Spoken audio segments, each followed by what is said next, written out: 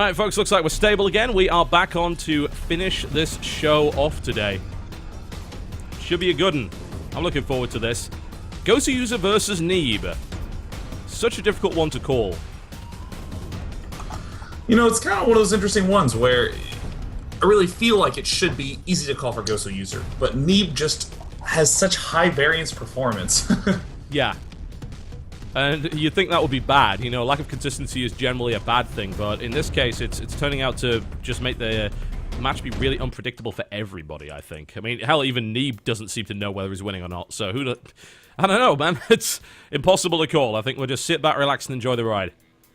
That would be just an incredible achievement for Neeb, because Gosu User's really hit the point where he is an established, strong player right now. Yes. I'd say so. You know, one of the few foreigners able to beat Koreans on a regular basis. Or at least put up a good fight against Koreans. Gosu User, I think, got really unlucky in his WCS group and ended up just barely falling down to Challenger. But he put on some great games. Yeah, that was a really brutal group to watch. Yeah, it was. It was so unfortunate, especially for the guys who were really supporting the foreigners. But I have a feeling that Gosu User will be a force to be reckoned with, of course, in the Challenger League. But the question is, can he even get past Neeb here? This is Neeb's only tournament. This is like the only thing that Neeb is focusing on, whereas Gosu User is juggling a lot of plates right now. So, let's see what he can do. In the red trunks, a Zerg to the northwest, a Belshir Vestige. Once again, it is Millennium Gosu User. And his opponent, pretty much a breakout success in this tournament so far. After many had written him off after game one, he comes back in fine style, fighting and swinging and clawing his way back into this tournament. In the blue trunks, playing Terran to the southeast, it is FXO Neeb.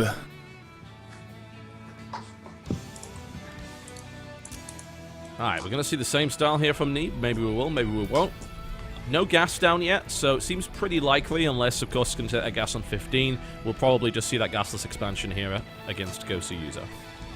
Yeah, you know, I'm kind of the opinion that Neeb, I think, is probably thinking to himself, alright, I have the build that I want to use. I want to use this Marine Hellbat opening style. It seemed to work twice in a row against Henderlisk. A lot of the other cutesy stuff I've been doing have not been working at all, so Play solid. I think he's sort of set in his ways about now. Yeah. And I also like the fact that he integrates Hellbats into the mid-game and not in a drop capacity. It's something I've seen players start to do, where they used to use Marauders to soak up Baneling damage, for instance. They now use Hellbats. They don't cost any gas. They actually have that great area of effect attack. So if you're just playing against Ling Baneling, the Hellbat incorporation can be absolutely brutal for a Zerg to deal with. Yeah, and if you think about it, they actually cost the same amount. They're both 100 minerals, 2 supply. I mean, the Hellbat's really only difference is that it doesn't cost any gas, but that it's built out of a building that requires gas. So I think a lot of people are enjoying getting those factories up early for their strategies, and then getting even no geysers the expansion, or getting the geysers and doing a faster transition into Ravens to deal with the late game Zerg tech. Yeah, which I'm loving to see. I think Raven was such a neglected unit in Wings of Liberty. It was great to see it whenever it popped up, but it was like finding a four-leaf clover. And unfortunately, half the time it was about as rewarding. Oh man, that's one of those like childhood sadness stories. Discovering how useless four-leaf clovers and ravens are on the same day. Oh man, I think I'd probably become a serial murderer if that happened on the same day to me. Thankfully it didn't. Thankfully you're just a one-time murderer. Yeah, they don't know about that. It's okay. We can edit that out of the VOD. There's no already really nice anyway. It's just between you and me and the 20,000 watching live. Yeah, they won't remember. You know, I really love this bunker placement already from Neeb. Perfectly fits one bunker on the south, or excuse me, one supply depot beneath it, and then 2 supply depots above it. So Neeb already doing a little bit of that preparation, a little bit of that planning. Yep. I have to wonder so good. I have to wonder how nerves will kick in, though, man. You look at playing against your teammates always a bit weird, especially in TVT, a matchup you're not very confident in. Playing against Henderlisk, he looked like he was in better form, although he was still a bit intimidated in game 1. And of course, his strategy got caught out by a weird counter build. And then he stabilized, and then we saw confident play, and we saw this guy macros like a beast. Oh my gosh. Oh, Totalbiscuit. I think we may very well see something that we haven't seen in ages, which is just good old Straight up Hellion. Hellion Banshee. Yeah. Oh, Hellion Banshee, yeah. Actually, yeah, the Tech Lab, of course. And there you see the third expansion coming down for Ghost User. Ghost User's actually anticipating the exact build that has happened 2 games in a row. He's already building the Zerglings to try to deal with the Hellion harassment, but Hellion Banshee is going to do quite a lot of damage against this style of play. Man, Ghost User might be getting metagamed in a really serious way here. Banshee, and it's going to be Cloak as well. Good lord. It's delicious. That's nasty. Yeah, keep in mind, though, that Spore Crawlers can be built very, very swiftly. So it does mean that, you don't need the Evolution Chamber, although it'll probably be down at that point in time. Smart attack angling from those Hellions trying to move in from that back flank. Nice. It takes a drone. Does a little bit of damage to Spine Crawler in the process. Can't complain about that. And then he'll pull away. It's like, I'm happy with that result. And he says, hey, look at this. I'm just poking a little bit. You're going to see a little bit of harass here and there, but yeah, this could be a nasty shot. Ghost User doesn't really have anything in position to spot this. He knows there is no gas taken on the natural, but that doesn't mean anything at this stage. He doesn't know about this command center going down here. And there's a third command center going down behind it and double engineering base. So this is it's kind of a light attack. It looks like he's only going to build a single Banshee for this. He's going to add on 2 more Hellions. I mean, he has to get at least 2 to 3 Banshees for this to actually be effective at all. So there's Banshee number 2. Need being very careful about getting those additional geysers, so it's going to come down very much so to Ghost User's control in this spot. Neeb, I think, has some pretty straightforward control, controlling Hellions and Banshees against Zerglings. You know what you need to do, but it's about the Zergling surrounds. Alright, he's going to go in instead of saving it. Immediately the Spore Crawler goes down in response. That's already a lot of lost mining time right there, and he revealed the cloak immediately here. Here is another, it's actually pretty early scan there by Neeb to really deny a lot of creep here, which is in itself quite nice, and he pushes forward again to do damage with that. The Banshee is having a field day here. Seems like Ghost User just said, right, I've got to mine. Like, losing this mining time is worse to me than losing these drones. That's 8 kills on the Banshee now. That's really, really nice. And there's going to be another Banshee following this up. And a third. Here comes Neeb. Wants to look for more aggression. That's a good shot immediately there. Looking at having 8 Hellions and the Banshee just picked away at the gas. It's now going to have a look at the natural, see what it can see. There is a Spore there, and there's a Queen as well. And since that Queen is not damaged, it will easily be able to take that Banshee down. But it's the second Banshee that's going to be the pain, because it's going to kill a Spine Crawler. And we may have lost Sean. All right, cool. There we go. Sorry, my mic got unplugged. But there it is. No problem. Picks off the Spine Crawler, and immediately... Oh, Ghost User was trying to bait everything forward. There's a lot of big kills going down on the Zerglings, but it looks like they are going to get the necessary surround down to pick off all of these Hellions, so that means that the harass is now done.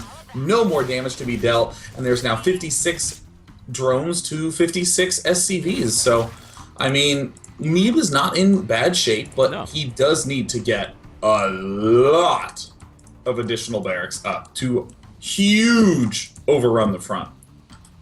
Yeah, and he's also gonna not let Lings through those supply depots. He has been known to do that from time to time. Gotta be a little bit careful. I like what he's doing now. He's actually gonna take a Queen out, which is wonderful. Just making use of those Banshees as best he can. I think right now, though, he needs to just not lose them and keep them on the defensive. Sacrificing them for maybe... Oh, does he get another Queen? Oh, he doesn't. No, yes he does. Nice. That was a mistake there by Ghost User to bring that one forward, but I think now is the time when he just needs to pull his Banshees back and just be prepared for defense. Yeah, I mean, these Banshees doing a great job continuing to pick off damage. Look at this, just getting a little bit of a nice angle at that south side to pick off a few additional ones. But right now, I'm looking at the barracks count, and it is at 5. That's fine for now, but he needs to look to get 3 more. That is when he can really begin applying a lot of pressure. Because keep in mind, these 5 barracks aren't even at 4 with reactors. It's 3 with reactors, 2 at Tech Lab. So there, he's actually going factory barracks. That's fine. Neeb's going out of position. He doesn't have combat shield yet. He tries to move into a corner, but this is pretty brutal to deal with. More Lings streaming in. He's got as good position he could have hoped for, but he didn't have combat shield, so that means that he's nowhere near as efficient engaging against this. That's a really painful thing to see, especially with these 2 medevacs hanging down at the south side of his base. I mean, Ghost User is doing the really modern, hyper-slow tech play where, I mean, Ghost User actually had 4 hatches up and finished before he even started layer. It was a 9-minute layer. 7 is around normal in this matchup. big pile of dead everything in the corner there. Neeb looking to try and deploy, but he can't do that because he didn't take that Overlord out, so he can't put that down. That's really unfortunate. Now the big Baneling bust here from Gosu User. Does Neeb have enough Hellbats to handle this? Is he just even prepared for it? We're going to find out. If this does a lot of damage, we might say goodbye to Neeb right here. But let's find out. Here he comes, going across the supply depots, which were, of course, left down. And now there are just a ridiculous number of Banelings crashing in. But will there be quite enough? Oh my gosh, there's just so many Baneling hits landing, but it looks like the Marine numbers are okay, and a nice pickup from Neeb at the south end. The Banelings get caught. These depots at the backside, the saviors of Neeb's defensive line. Unbelievable. I mean, what a great hold. Yeah, he lost 11 workers. Like, you couldn't hope for better in that scenario. That was absolutely fantastic play. Neeb held that beautifully. He did have his third delayed heavily.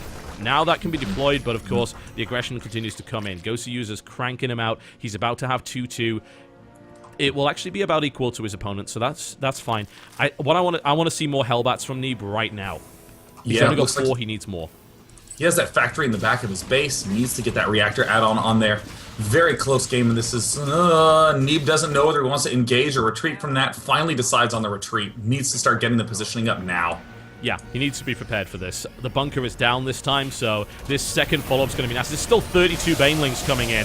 The Hellbats are at the front. They're going to tank a lot of this, but this might just be too much. Surely you can't save this again. Oh, gosh. I mean, Gosu User ripping down those SCVs, blasting down the front, and it looks like Gosu User may have just crushed the front for the final time. Yeah. It was, again, a pretty good hold, but not enough. You know, Gosu User's just been playing Ling Baneling this entire time. The Banshee's kind of been picking away at things. I would have liked to see the Banshee in defense, being able to actually pick off and target fire down Banelings. That may have helped him, but even then. Now Neeb's in a really awful spot. 33 SCVs to 72. Gosu User may have just crushed him with Ling Baneling alone. 2-2 is now done. It's about to finish for Neeb as well, which is always nice. Not enough Hellbats in this composition this time. I think this final blow will... There, the Banshee finally comes in to try and kill the Banelings, but too little too late, I think. And here it comes. Can he hold this? It seems so unlikely. I mean, the Hellbats deal so much damage to Zerglings, but the Banelings are the real problem. There's no tanks to blast in the center of those Banelings. There's no Hellions to get some line shots to eliminate those. It's basically just Marines. I mean, the Hellbats have 2 range. They basically have to be cuddling the Banelings to do any damage. Yeah, which is not something that Gosu has been doing. I've got to say, again, that was well held for what he had. It really was. But we're still talking 33 to 82 workers. We're talking a massive supply differential. 50 supply in it. It's a hard thing to do, and I mean, this drop's just going to get shut down by the looks of it. Oh, quick pickup, just drawing his opponent out of position. He sees a lot of Banelings moving into a defensive posture. So, for Neeb to live, I suppose, in this game, he needs to play hyper-harass style, I think. He's just going to be harassing as much. He's dropping now on the Banelings, which is a nice little move, and that's going to help him out quite a bit, but he needs to do some economic damage, because there's 81 drones. You generally don't live in a situation like this. Yeah, but what's so smart about Gosu User is that Gosu User is following up with Spire and Mutalisk to harass, and also to defend against these sort of harass drops. He knows what all the avenues that his opponent can come back in are, and he just answers those avenues. It's brilliant. Yeah, and this third is going to get absolutely gutted. There's no question that is going to at least be forced to lift. Baneling's now moving in to engage. Not a great arc, honestly, but it doesn't seem like it even needs it. Attempt to evacuate there results in losing a lot of units. Gosu User trading not trading efficiently here, but he is not in a position where he has to. Yeah, I mean, Gosu actually wants to trade inefficiently. There's no real reason to try to wait for the perfect angle. He's trying to just batter his opponent back and back and back and rely on his heavy excessive minerals. Serenity crashes! Oh! Alright, we're back. Still flying. Still flying. Alright, now Gosu User coming in as just a huge Ling Baneling attack. Like, this is just get out of the game kind of attack. He's swinging a brick, and he's going to aim it at the face of Neeb, and I don't see Neeb living through it. There's 5 bases now up for the Zerg player. This big crash is going to come in. Oh, ho, ho. Body parts are everywhere. Oh. The SCVs, everything dies. Nice pickup, managing to save, it looks like, about 20 of them, but that's all right. There's no resources at the front. He scans and sees the 5th going down. GG. There it is. User takes game 1 in convincing fashion. Yeah, he does. Again, outclassing Neeb, I think. I liked... The opening build was pretty cool, but he wasn't prepared enough for the counter-attack, and it was just Ling Baneling over and over and over again, just sledgehammer blow after sledgehammer blow. You just don't live against that for that long, unless, as you said, get tanks out, maybe mines. That might have helped him. He was building mines towards the end there, but he's relying a lot on Hellbats, and yes, Hellbats is great to allow you to trade efficiently, but if there are just too many Lings and Banelings, they're still going to run over you. Tanks, on the other hand, can kill the Banelings before they even get there. I mean, this is really a sacrifice that a lot of players are still struggling to figure out an answer for. How do you deal with mid-game Baneling busts if you don't have tanks? It's funny because no one even really needed an answer to this question because everyone just built tanks in Wings of Liberty. Yeah. Because they would think about the mid-game. Most players are always thinking about the mid and late game when they think of their compositions. Yeah. But, I mean, these really excellent players like Life, and now every other Zerg in the universe, are just saying, okay, no tanks, cool. I'm going to go all-in Ling Baneling. And it's not even an all-in anymore. It's guaranteed to do so much damage, I can do a reasonable follow-up from it. Yeah. It's not too bad at all. All right. We're going to go into a quick break, folks. That's, sorry, the song thing is just bugging out there. It's like, now playing! So, yes, that great country classic. We'll be coming back after this break, folks, with Game 2. Could be the final game. Gosu User and Neeb. Neeb, once again, failing Game 1. Can he make that comeback again? Can he do it? Or will he be taken out of this tournament unceremoniously with a 2-0? We'll find out after this break.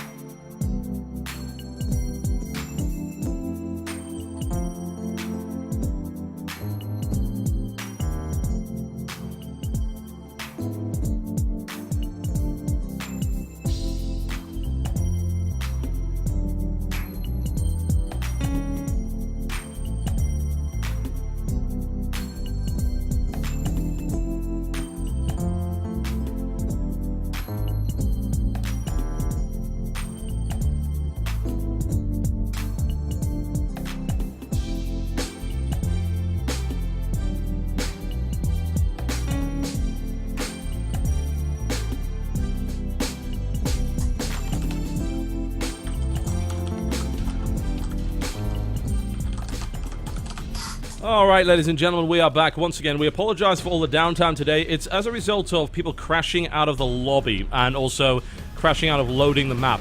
We don't know what's causing it. It could be game heart. It might be Battle.net. We don't know which. One way or the other, that's what's been causing all the downtime in this tournament, so we apologize for that, but we are coming on what could be the final map here. It's going to be Neoplanet S. Your wish has been granted. I am so thrilled, Totalbiscuit. This map is fantastic. So much cool action, and I think it's definitely well attuned to Neeb's style of this Marine Hellbat heavy play.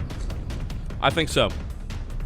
Goes to user, putting on a commanding performance in Game 1, showing why, of course, he was rated as the guy that should have just taken this entire group with ease, but he stumbled at some unconventional play there from Neeb's teammate Drunken Boy, who I think, if anyone has impressed this tournament so far, I think it's got to be him. You know, Puck's performance in Group A was great. Drunken Boy's performance in this group was ridiculous. Yeah, I mean, he seemed to be doing things that you would say, no, that doesn't make sense because of this and this, blah, blah, blah, play standard, is what I think most people would say if you suggested the strategies that Drunken Boy executed, but he executed them so well that, I mean, really makes you realize that there's a lot of potential for exploration in all the races, especially Terran at least. I certainly think so. And it's weird that we see this American meta because we don't get to see that in tournaments most of the time. You see the American meta clash with the Korean meta, and the Korean meta stomps on its face over and over again. Now you're seeing the American metagame, which is also metagameable. It's something that you can trick players with. Gosu User in particular is an interesting one to trick, of course, because he plays in Europe. He doesn't play in America most of the time. That is true, yeah. He only played enough in America to qualify for this tournament, yeah? He was already in Grandmaster. He wasn't playing on the American server, but he laddered it up enough to get into the tournament. So it is very strange, and I think that there's potential there to exploit it. Yeah, and at the same time, though, that is a hard feat for anyone to say, SHOUTcraft Invitational coming up? Oh, SHOUTcraft America coming up. It's based on invitationals for the Grandmaster players? Alright, well, I guess I'll just become top 16 Grandmaster NA. And just decides to go do that. Real, incredible, both faith in yourself to commit to that task, but then also skill to pull it off.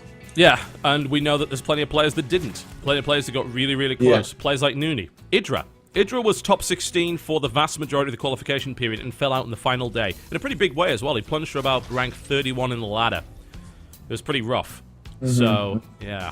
Alright, let's introduce the players before we say exactly what's going on with Neeb over there, which is not too special, but looks like he's going to get aggressive. So, to the southwest position here on Neoplanet S, his name is Millennium Gosu User, who's currently taking his expansion. Hatchery on 15 supply.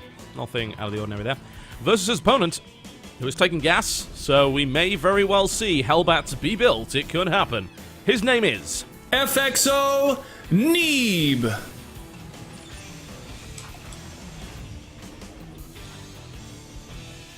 Alright. We're going to see a Reaper opening here from Neeb.